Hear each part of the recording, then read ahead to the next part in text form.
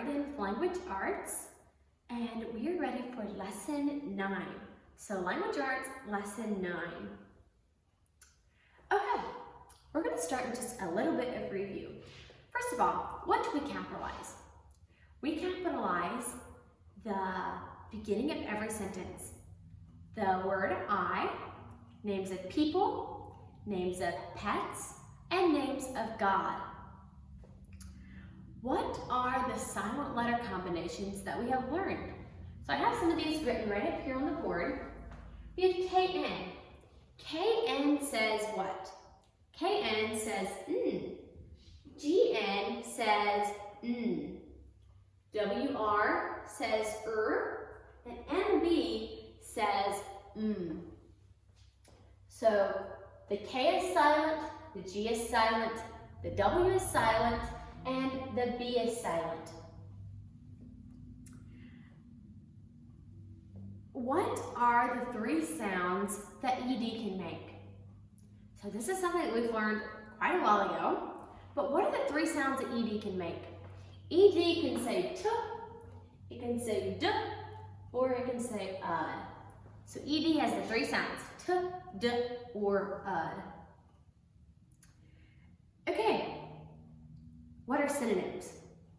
Remember, synonyms are 2 words that mean pretty much the very same thing, like cool and chilly, big and large, tiny and small. So words that mean practically the same thing.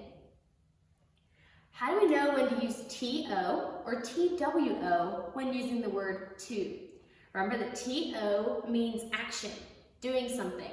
TWO tells us how many. It is the number. Okay, so let's begin looking at our lesson. So far we have learned that EAR and ERE say air, right? Well, today we are going to learn that they can also make another sound. We are going to learn that EER, EAR, and ERE can also say ear. So we've always learned that ERE and EAR say air. We're going to also learn today that they can all say ear. So, for instance, let's look at some of these words. We're going to look at words in which EAR, EER, and ERE say ear. So this word is ear. EAR says ear. Fear and near. In all of these words, EAR is saying ear. Let's look at the words over here. Deer and steer. In these words, EER is making the ear sound. And in the bottom word, we have the word hear. So in this word, ERE is saying ear, as in the word hear. Okay, so yes, EER, EAR, and EER all say ear. You can say that to yourself a few times, replay this a few times, and get very familiar with it and be able to recognize some of these words, say these words, get familiar when or what these sounds, these letters make. So EER, EAR, and ERE say ear. Okay, let's begin by looking at the very first part of our lesson. So in the first part, there's the box. It tells you about EER, EAR, and ERE, and then it says ear. Then it gives you a box with some words in it. Read those words carefully, and then we will be ready to do number 1. Part 1. It says underline the letters that say ear. So look through that section, and you find all the words that have the ear sound. And remember, the ear sound is spelled with EER, EAR, and ERE. So you underline all of those spellings that say ear. Part 2, match the contractions. We also have 2 new contractions today, won't and let's. These 2 contractions don't fit into any of the families that we have learned so far.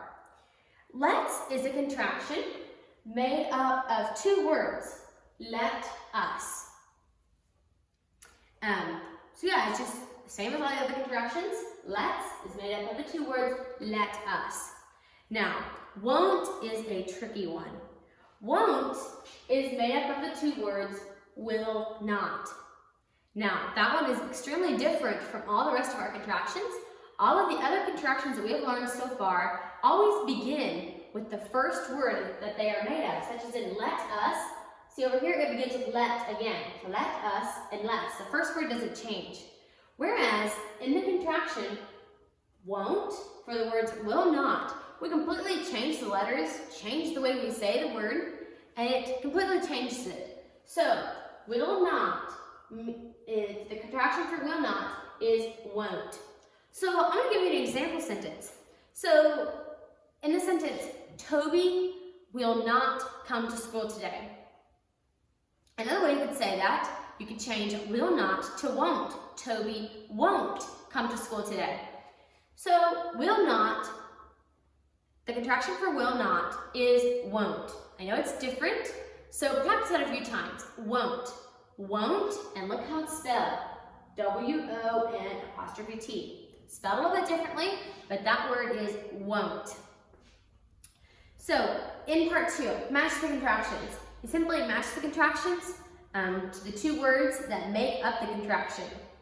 Next part is your time words.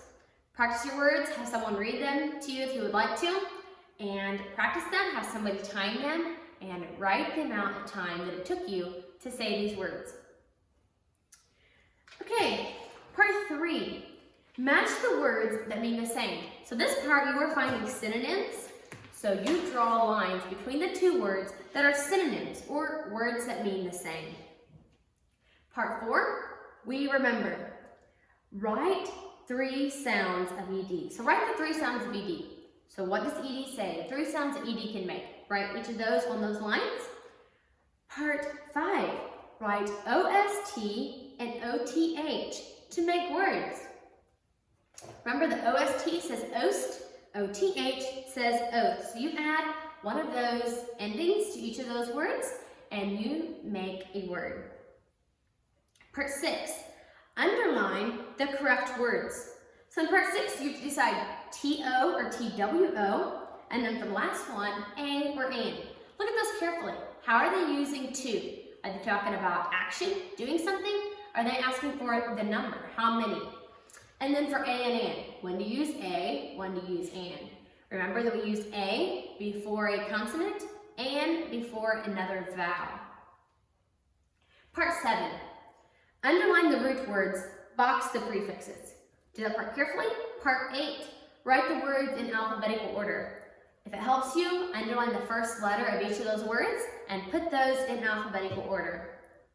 Part 9, cross out the silent consonants. So you look for the letters like KN, GN, WR, and MD. And you cross out all the silent consonants in those words. Part 10, circle the letters that should be capital. Here's another hint. There should be 7 words that you find need to be capital. Only circle the letter that needs to be capitalized. Don't circle the whole word. Part 11 is penmanship. Write sentence 9 on page 43. So do your penmanship neatly. Take your time. Do it carefully. Part 12, spelling. Write the 2 words with consonant digraphs. You find 2 consonant digraphs. What are the consonant digraphs? Remember the consonant digraphs are CH, SH, TH, WH, and NG. So you write the 2 words that have consonant digraphs. Part 13 says, circle the way we say the word. You simply look at those words and you decide which way is the correct way to say them. Circle the correct way to say each of those words.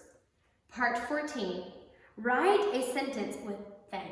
So you're simply going to write any kind of sentence that you can think of using the word thank. Be sure your sentence tells who or what it was and what they were doing. I think that is all for your lesson today. Do your work neatly and carefully. Take your time, check over your work, and come join me in reading class in just a little bit.